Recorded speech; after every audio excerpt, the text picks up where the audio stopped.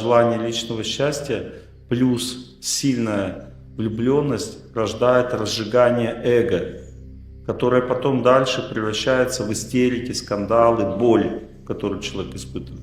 И это является основой рабства материального существования. Вот само по себе разжигание эго никогда не приводит человека в духовный мир. Разжигание эго, хоть у преданных, хоть не у преданных, всегда обуславливает материальной жизни людей. Поэтому, если преданные хотят духовный мир, он говорит, лучше вам не жениться, жить отреченной жизнью, потому что в отречении эго ложное не разжигается так сильно. Там нет такой жары, вот этой боли в жизни, отношений нету.